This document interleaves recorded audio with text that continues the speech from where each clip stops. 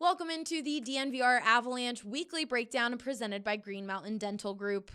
Taking care of your teeth is so important, and our friends over at Green Mountain Dental Group are giving away a free Sonicare when you schedule a cleaning, x-ray, and exam. That's right, you simply have to just take care of your teeth for Green Mountain Dental Group to hand over a free Sonicare toothbrush.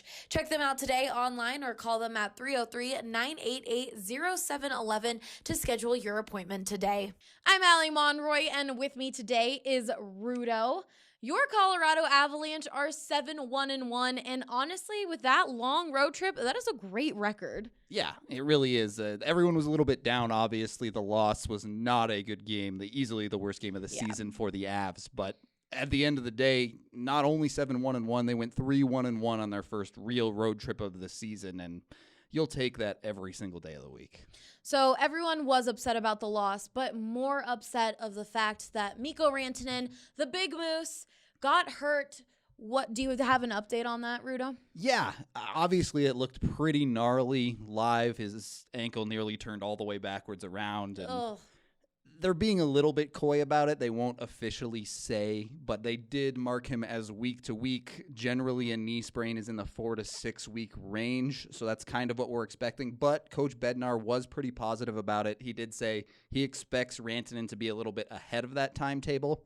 Still nothing completely official. They wouldn't even admit fully if it was a knee or an ankle. And we'll know more next week. According to the team, they expect to have a better timetable for him. But given what could have been the outcome, it's not too bad. So the Avs take on the Vegas Golden Knights in Vegas. Who is going to replace Mikko in that top line? I think it's going to be a little bit of a replacement by committee, as hockey teams usually love to do. But mostly I look at Donskoy and Burakovsky. Donskoy has been taking the practice reps up with that top line, and I think he's probably the most consistent guy to help fill out a winger role there, so they can kind of fall back on him and rely on him in most situations. But Burakovsky has 8 points throughout this season so far, and if he can continue showing off that shot, that's a pretty easy production replacement for Rantanen. We saw in preseason it wasn't quite clicking with Mac originally, but if he has kind of figured that out, found his flow in this team, he should be able to step up. And you're not going to replace the big moose. Don't even try. But, 75% of it, that's pretty good. Well, like you mentioned before we started recording, the Avs have never actually won in Vegas. What are a few things you'll be watching for in this matchup? I'm hopeful for the Avs' fourth line. Belmar came from Vegas to the Avs to be a little bit more aggressive, be more on pucks, because that's where Vegas has really crushed the Avs in past years, is they would roll all four lines and the Avs would just run out of steam because they would keep getting beaten down by the entire Vegas lineup. So if the Avs can keep up in that regard and kind of even the playing field a little bit, especially Vegas home ice advantage, they get the last change. You throw out the Avs' fourth line, and you're a little bit more confident this year that they can handle whatever's up against them. All right, I promised Drew I would ask. Are you expecting any spinny goals?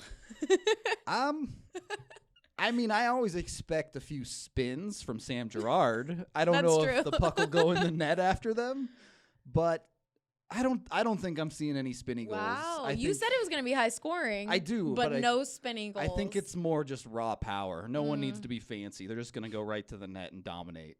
I think Drew Kreisman, our DNVR Rockies guy, is going to be pretty upset. Those are his favorite goals with his newfound love of hockey. Then they have a back-to-back. They've proved to be good on the back-to-back after one game in Florida. That was crazy. How do you expect them to do on the back-to-back? I think Vegas is the harder game. The second half, the Anaheim game, is at home as well, which should help. The travel is still harsh, but Anaheim is a weaker team. You feel a lot better if they get the win against Vegas. Pressure's off against Anaheim then. Yeah. But this team is more built, again, with that depth to handle back-to-backs a little bit better this year. They don't have to play McKinnon 28 minutes a game, so you can get away with it. It's never going to be easy. Of course, back-to-backs are tough, but Anaheim is a team that you can play a little slower against, and you'll be all right. All right, well, be sure to catch all of our content on thednvr.com. And if you like my awesome shirt, go to dnvrlocker.com. For Rudo, I'm Allie Monroy, DNVR.